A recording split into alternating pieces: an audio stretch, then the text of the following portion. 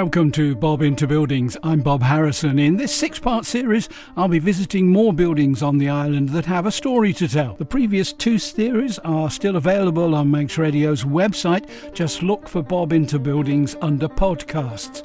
Tonight, we take a tour around The Grove in Ramsey with Matthew Richardson from Manx National Heritage, who I asked, when built, I should imagine this building was on the outskirts of Ramsey. It was. Some records tell us that there were only 3 buildings north of the stone bridge in Ramsey at the time that the Gibb family came to the Grove. So you have to imagine it in a very different scenario than what we have today. We're virtually surrounded by housing estates, mostly from the 1960s now, but going back to Victorian times, the Grove would have stood in splendid isolation, with only fields surrounding it. But that's what the Gibb family wanted, wasn't it? That is indeed what that's what first drew them to the location. It was a lovely rural idyll for them, but it was also the reason that the Grove came into the ownership of Manx National Heritage, because the Gibb sisters, as they reached their latter years, were very concerned about the development of Ramsey. They'd seen the large houses of some of their contemporaries swallowed up by the development that was going on in the 60s. These houses had either been demolished or turned into flats, and they were concerned that this would happen to the Grove. So that's why they were so keen that it would go into preservation, and that's why we're kind of an oasis of land in this northern part of Ramsey now, where we've been built all around. There's been development on all 4 sides. Date of when it was built? Well, it's difficult to say exactly when the house was first built, because the original building on this site was a fisherman's or a sea captain's cottage called Poplar Grove. We know that was certainly here when Duncan Gibb came on his visit in 1838. So you could speculate that the original house was probably mid to late 18th century in date, but the bulk of the work on the house that we see today was done in the sort of 4 years or so after Duncan Gibb made that initial purchase. So it's a product of the early 1840s. Did he demolish the old? No, he didn't. He engaged a local architect or master builder, and he did what happened to quite a few Manx houses, that they put a house around a house. So the core of this house is that original stone-built sea captain's cottage, but they put an extra story on that, and they added a couple of wings, in fact, a wing to the side, but the major development was the frontage of the house to create this imposing visage that the well-to-do visitors would see as they approached up the drive. At present, it's rendered. Would Yes. it have been rendered? Yeah, we think so. We're quite. It's a bit on the side is natural stone. The bit on the side, natural stone. That's what you see in the original cottage. That's an original wall. This frontage that you see today, that's rendered, that is the creation of Duncan Gibb. That when he, as I say, wanted to create this imposing visage, that his noble friends or his well-to-do friends coming up the drive in their carriages would see. Lovely chimney pots. Yes, indeed. A little bit of they're nice to look at, not so nice to care for. We've had a lot of problems with the upkeep of the Grove really over the years, mainly caused by the fact of this sort of tacking of one building onto another. Where you get an old building meeting an even older building, that's a recipe for water ingress, and the chimney pots have proved to be one of the biggest sources of that. But they still look good. They do. Yeah, they make the scene. Yes. We've just come in the front door, which Yes. has got a nice visage, which was over like parkland, I should imagine, out there. It's not a grand vestibule. It's a modest. We refer to it as a country mansion. It's not a stately home on the scale that you might see in the UK. It's a country mansion for a well-to-do business family who wanted to escape from the city. They had a grand house in Liverpool. But the attraction of the Grove was the pure Manx air. Don't forget, in the 1840s, Liverpool was rife with cholera and all sorts of other diseases. Cities were much dirtier places than they are today. The smoke coming out of the factory chimneys would have caused lung problems. So the attraction to them was to have a nice place in the country where the Gibb family and the children could come in the summer, safe from the diseases of Liverpool. They didn't need a massive residence. Did they employ staff here? They did. They did bring their own? We think they employed all local Manx people, from what we can gather from the various census returns that we have for the Grove. We see a number of staff living in the house. That's probably not a fair reflection of the full range of staff, because they would have had servants that didn't live in as well. And it's interesting to see how those numbers fluctuate over the years, and as the family fortune sort of dwindled in the later years, that number drops down to eventually sort of one maid stroke cook living in the house. I think at one stage there was a 17-year-old and a 19-year-old Yes. was on the staff. Yeah. So they would have had I mean, any medium to large estate would have required servants. It was the way of the Victorian country house worked. It couldn't have operated, any other way. There would be no other way of performing the many menial tasks, cleaning out the fires, lighting the fires in the morning, or maintaining the gardens, which of course would have been one man's full-time work, basically looking after these gardens. As we have just come through the front door, what are your feelings?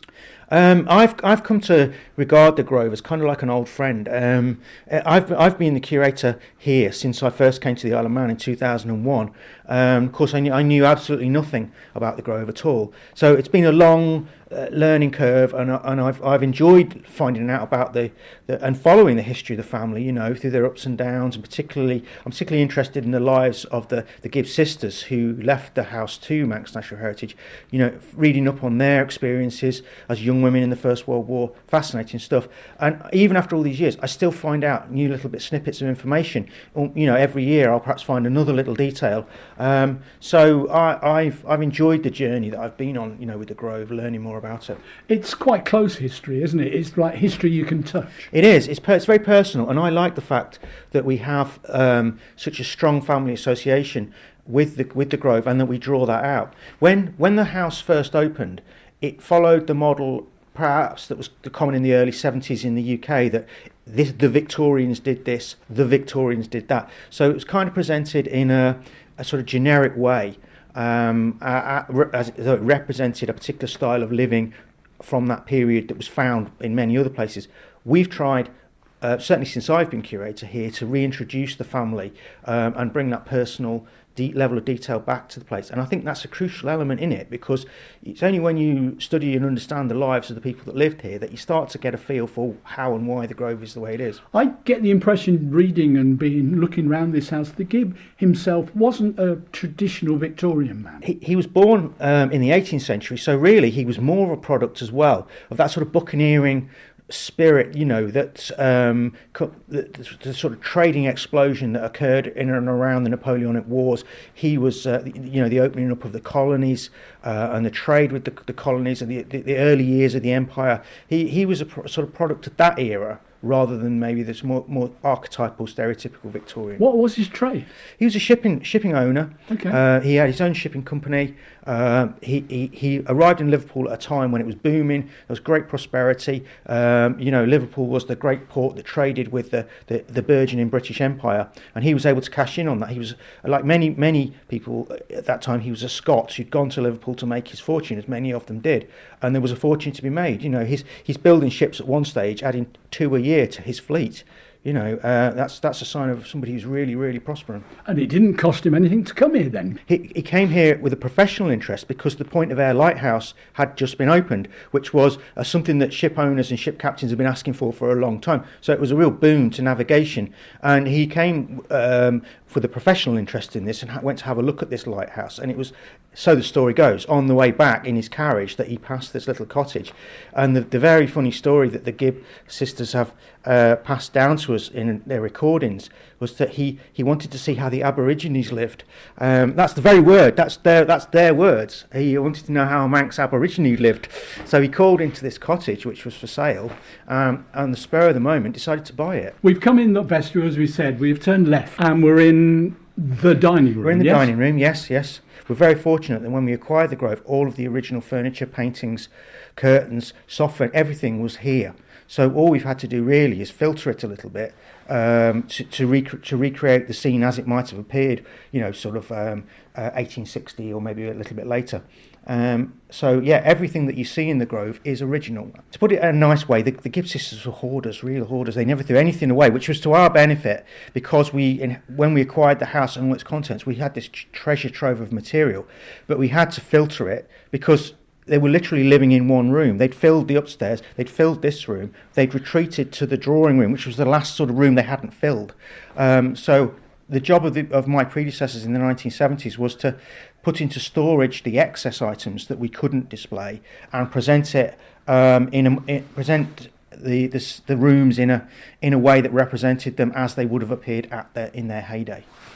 You get used to going round houses across, and all the furniture is all the same, but this isn't, is it? There's not quite at a all. few different It's, styles. Yeah, I mean everything here has an individual story, and we are. The provenance of some of the items is really interesting. You know, when the Gibbs eventually sold their Liverpool property, when Duncan Gibb retired, he moved to the Isle of Man permanently. They had a sale catalogue, and some of the items were listed as being at that Liverpool property. They obviously didn't sell, or they changed their minds about selling them. So we know that these have been in the family possession for a long time, and that kind of explains the range of style, because as you know, things get passed down through a family, things from different generations become mixed. But yeah, virtually everything in this room has a bit of a story to it. The clock in the next room is a wedding present for Duncan Gibb, or you know, bits of furniture or in particular styles. So it's the more you delve, the more you find out. You said the ladies were hoarders, and Duncan as well, possibly. As far as he's concerned, was he a good hoarder? Did he get valuable stuff? Have you been surprised by something that is? Oh goodness me! I wouldn't say there's anything that's really absolutely off the scale value, but clearly you can see by the quality of this mahogany furniture, the oil paintings on the wall. These were a family of substance. You know, they could afford the best that was available to a family of their status. So yes, it's all very high quality. Walking then a bit farther in, we'll go to the right hand side as we come through the vestibule. As we said, nice wallpaper. It is a vestibule, but as I said earlier, it's not ostentatious. No. It's a modest house, modest mansion that a family might have had of this status might have had as their second home. Now this is the withdrawing room, isn't it? That's the original origin of the name. Yeah, it's where the ladies would withdraw after evening meal and leave the men in the dining room to talk about business or whatever. Smoke and yes, that's right. Stories. Yes, and the ladies would come into the drawing room to practice their embroidery, needlecraft, all the more refined things that ladies of that vintage did. This room had been heavily modernised, but we have the advantage that there's a fantastic photograph, probably about 1880, which shows this very room and shows in great detail the style of wallpaper, the layout, the pictures, the layout of the furniture. So although this room had been modernised, because this was the room that the Gibb sisters were living in the 1970s, we had this really good template that enabled us to recreate what it would have looked like in the era when they were children. I see at the corner of musical instrument, there's a banjolele or whatever it is on the stage. Yeah. Were they musical family? Yeah, of course they were. Yeah, definitely. Every family, to coin a phrase, they made their own entertainment. You know, this is what we have. We're so used to flicking on the television. It's perhaps difficult for people today to fully appreciate what it was like for families in those days, and gathering round the piano for either hymns, religious songs, or perhaps less formal songs, you know, on a family occasion, a party. But they would one member of the family would be able to play the piano. Young girls of this social class would be expected to learn. So somebody in the family would play the piano, and all the rest would gather around to sing. Community singing, that's what it was called, and this was how they made their own entertainment. The conservatory on the side, is that a modern addition? It's not. It's a modern conservatory, but replaced one that stood on that site. Yeah, unfortunately, that was one of the parts of the house that had succumbed, as wooden conservatories often do. You know, succumb to the elements. But we've faithfully recreated it as faithfully as we can on the footprint of the existing. So were the ladies themselves gardeners? Oh, very keen gardeners. Very keen. Yeah, right. We're very fortunate that we have the massive archive that accompanied the property. They, as well as hoarding three-dimensional objects, they kept every piece of paper, every scrap, every bill. So we know we've got receipts for the seeds that they bought. So we know what they were planting. Although they had a full-time gardener, they were very hands-on with the garden themselves. In recent years, as fed into Philip, our garden manager's redevelopment of the gardens, in recent years we spent a lot of the first few decades focusing on the house. And in more recent times, we've turned our attention back to the garden, where we're trying to restore the garden back to how it might have appeared in the Gibbs day. And we have these detailed records that help us to understand how it looked, what was growing, how the borders would have been managed, all that kind of thing.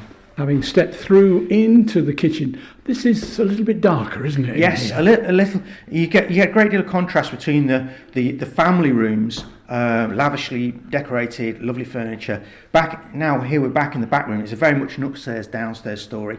You're in the working part of the house, the domain of the cook and the servants. Much more sparse, much more Spartan. No luxury here. No, the furniture all very utilitarian, purely functional.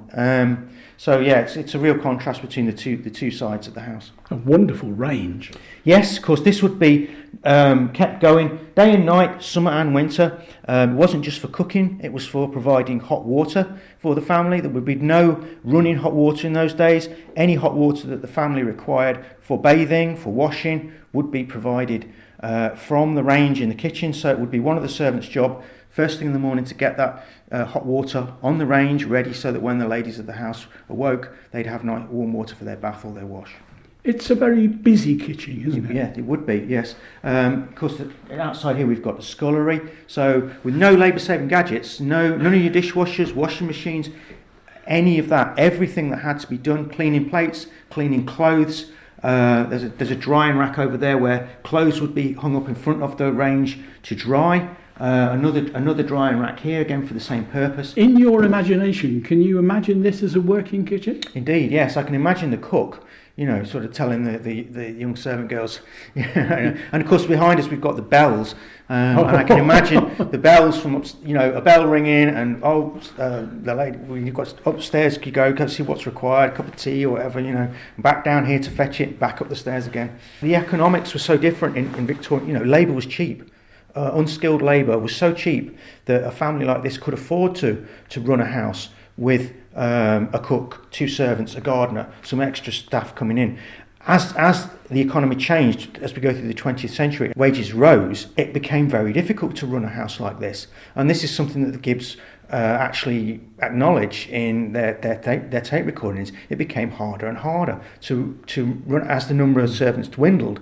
It became more and more difficult, and this is what happened to well-to-do families in stately homes across the British Isles through the 20th century. Double back on the stairs to show some heights that we've got here, but now this the master bedroom? Yes, this is the main bedroom, which would have been occupied by the head of the family in turn, by each one in turn as they passed on. It originally began as Duncan Gibb's bedroom, but passed through different members of the family through different generations, and it was finally used by Janet Gibb until her death in 1974. It's not a bad little room. Sometimes you get the impression that the Victorians were very dull and very dark and things like this. No, but once again, we've got a very bright wallpaper here. Yes. Bright furnishings on the bed. So a nice airy room. Yes. You don't get the full impression of it because we have to be so cautious with the amount of light that we can allow, because we're trying to preserve things in situ. In Victorian times, of course, everything would be new. Your new clothes every year, new bedclothes, maybe new wallpaper every few years. So they would be quite happy to throw open the blinds, let the sunlight stream in. So this would be an even much brighter room than we're seeing it today. And I noticed chamber pots over there, and yes. some animals giving its life up to become a lot of things that we wouldn't see in a main bedroom in a house today. We'd be quite surprised to see an animal skin on the floor. But of course, the family had links to India. Some members of the wider family were in the army in India, so it would be not uncommon to shoot game, on a hunt, and it was equally common to have the skins prepared and used as rugs in the house. So that would be a common sight. Likewise, the chamber pots, no running water, no flushing toilets, but you've got the staff to come and change the chamber pots every day. So not a problem for the family because they don't have to deal with the results. How many bedrooms has this got? Well, did it? We don't see the whole. We think there were 6 bedrooms at one point, but at the time the house was taken over by Manx National Heritage, there was a caretaker's flat incorporated into it at that time. So that accounts for one of the bedrooms. Okay, so let's move across the landing, pop into the room that's directly ahead of us, and we're into preserved dresses. Yeah, this is what we call the costume room, and a decision was taken at the time the Grove was acquired that we wouldn't set out every bedroom as it would have appeared in the Gibbs era. I mentioned a while back that we acquired so much material that we had to take it into store and filter it out. We thought that the presenting this bedroom as a traditional museum display with gallery cases would allow us to rotate some of the costume that we've got through here, so we get a chance to show things that might not ordinarily be seen. And this is what we do every 5 years or so. We'll have a redisplay, and a selection of the dresses on display or other items will change, and that will allow us to show more of the Gibb collection. Quite racy, this one, the tennis gear, isn't it? This is an Edwardian dress that would have been worn by a lady for tennis. It's a real thing of its time. Very long skirt down to the ankles. It's quite hard to imagine running around chasing a tennis ball wearing that.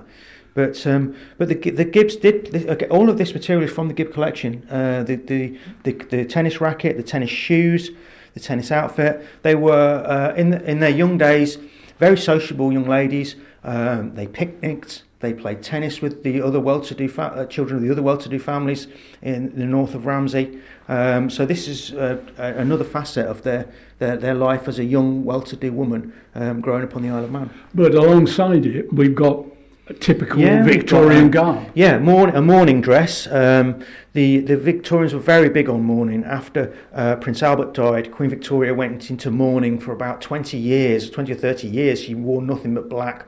She had the black bordered notepaper.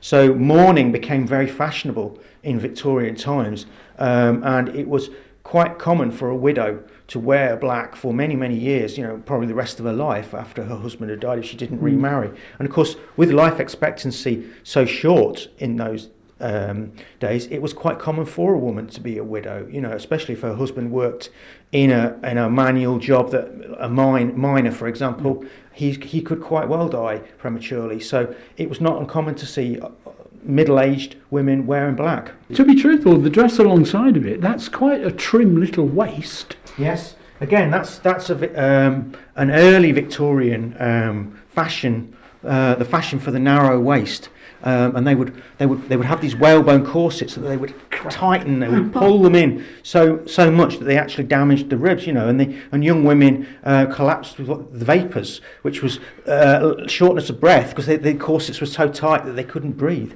So we're fortunate that we've got quite a range of costume because several generations lived at the house and none of them threw anything away. We've got dresses that go back to the late 18th century coming forward, as you see with the tennis dress, and even the dresses behind you, which are 1940s, coming right through into the 20th century.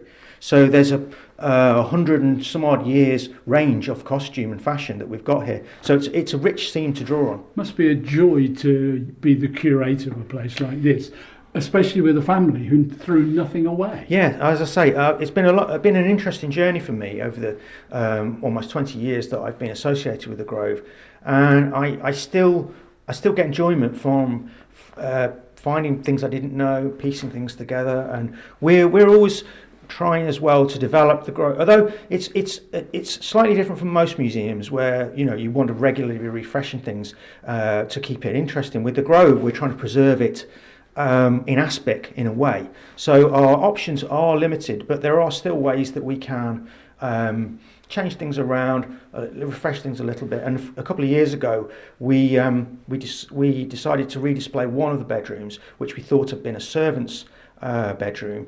That had been presented as a more formal museum room, much like this one with glass display cases. We took the glass display cases out and represented it as it would have appeared when the servant lived there. So that gave us an interesting new slant on life at the Grove. One highlight for you from the whole of the building? The dining room is so complete and so original with the 1840s wallpaper on the wall and the original furniture in it. I just think that would be hard.